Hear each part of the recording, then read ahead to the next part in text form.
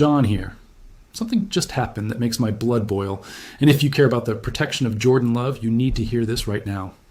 We are standing at a crossroads in Titletown, and frankly, it feels like we just watched a golden opportunity slip through our fingers and land right in the hands of Jim Harbaugh. I'm talking about a move that was served on a silver platter for Brian Gutekunst, a local hero, a Pro Bowl talent, and a solution to our biggest nightmare on the offensive line. And we just let him walk. Actually, we didn't even invite him to the building. There are 3 specific reasons why this failure to land Tyler Biadasz is going to haunt our 2026 season. And by the end of this, you'll see why our Super Bowl window just got a little bit foggier. This isn't just a missed signing, it's a systematic risk that leaves our franchise cornerstone exposed. Before we get into this, hit that like button and subscribe to Packers Perspective. We're pushing toward 1,000 subscribers, and I only want the diehards in here who actually understand what's at stake when we talk about the trenches. If you're here for the everything is fine narrative, you're in the wrong place. We talk truth here. Let's look at the cold, hard facts because the news coming out of the West Coast is devastating for those of us hoping for a homecoming. Ian Rappaport just confirmed it. The Los Angeles Chargers have signed Tyler Biadasz to a 3-year, $30 million contract. He visited them on Thursday, and by Friday morning, the deal was done. $10 million a year for a Pro Bowl center who grew up in Amherst, Wisconsin, a guy who bled for the Badgers and won the Remington Trophy at Camp Randall, a guy who paved the way for 2,000-yard seasons. This was the most Packers signing imaginable, and yet the reports indicate we didn't even schedule a visit. We didn't even pick up the phone to bring the local kid home when our offensive line is currently a construction zone with no foreman. This is the part that nobody is saying out loud. We are currently entering a season where Jacob Monk is the only center under contract. Let that sink in. This one hurts, I'm not going to lie. As a fan who watched the transition from the stability of Corey Linsley to the brilliance of the early Elgton Jenkins era, seeing the current state of our interior line is terrifying. We tried the Elgton at center experiment, and it didn't just fail. It ended in a season-ending injury that has now led to his expected release. We tried Sean Ryan, and while he had flashes, he's now a free agent. We are looking at a $200 million investment in Jordan Love. And right now, the man snapping him the ball is a developmental sophomore. If I'm being honest with you, Packers Nation, I don't know if I trust Gutekunst's wait-and-see approach this time. We've been here before. We've seen what happens when we assume a day 3 draft pick can protect a franchise legend. It's a dangerous game, and the stakes in 2026 are higher than they've ever been. Here's where it gets dangerous for Green Bay. We aren't just losing a player, we are losing a profile. Biadasz was released by Washington, meaning he didn't count against the compensatory pick formula. He was a free shot at a Pro Bowl veteran. The Chargers saw the value. They saw a guy who could anchor a line for a young superstar.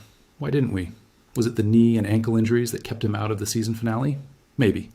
But for $10 million a year, in a league where the cap is exploding, that is a bargain for a starting caliber center. Now, we're left looking at the market and seeing names like Tyler Linderbaum or Connor McGovern, players who are going to demand a bidding war that we frankly cannot afford with our current cap situation. We are being priced out of the solution because we were too hesitant to pull the trigger on the obvious one. And here is the first of those 3 reasons why this is a disaster: the homegrown protection factor. We all know the Lambeau mystique.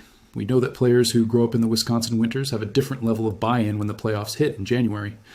Biadasz wasn't just a body, he was a culture fit. He understood the identity of a legacy franchise. By letting him go to the Chargers, we didn't just lose a center, we lost a guy who would have died on that field to protect Jordan Love. My take? Gutekunst is betting entirely too much on the draft. He's betting that he can find another mid-round gem, but history tells us that for every David Bakhtiari, there are 5 guys who never see a second contract. We are gambling with Love's blindside and his internal pressure, and that is a recipe for a regression we can't afford. If you're finding this useful, drop a like. It tells the algorithm that Packers fans want real content, not hot takes. We need to show the world that the Packers Perspective community knows the game is won in the dirt, not just in the highlight reels. Reason number 2, the financial dead zone. By passing on a $10 million a year veteran, the Packers have signaled that they are either extremely broke or extremely confident in a move no one sees coming. If Elgton Jenkins is indeed released, we are eating dead cap while simultaneously losing our most versatile lineman. Sean Ryan is a free agent who will likely command more than he's worth on the open market because the league is starved for guards. We are entering a phase where we might be forced to overpay for a C-tier talent because we missed out on the A-tier value. It's the Packer way to be fiscally responsible, but there's a thin line between being responsible and being cheap when your Super Bowl window's wide open. Do I trust the front office here? I want to. I really do.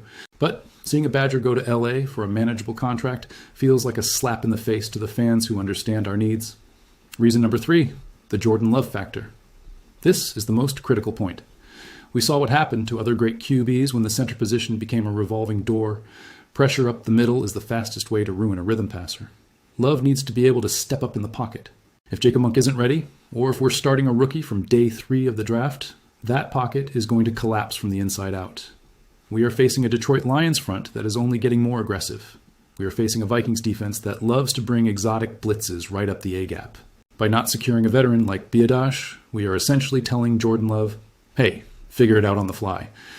That is a massive weight to put on a young QB who is already carrying the expectations of a city.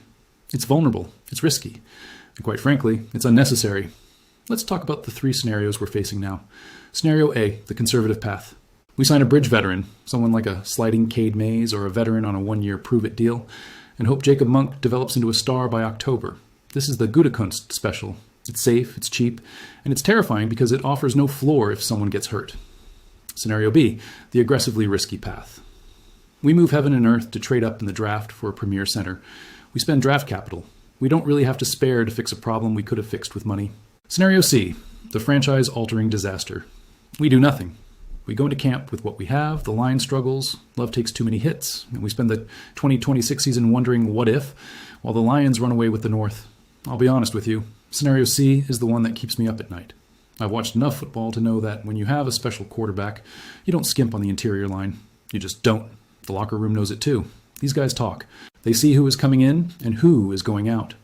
When the players see a Pro Bowl caliber guy who wants to be in Wisconsin sign with the Chargers without even getting a tour of Lambeau, it sends a message. It says the front office is more concerned with the spreadsheet than the scoreboard. I hope I'm wrong. I pray that Gutekunst has an ace up his sleeve that makes me look like an idiot in 2 weeks. But right now, this feels like a massive failure of priority. The impact on the NFC North cannot be overstated. The Lions are building a wall. The Bears are investing in their young QB's protection. Even the Vikings are making savvy moves to solidify their front.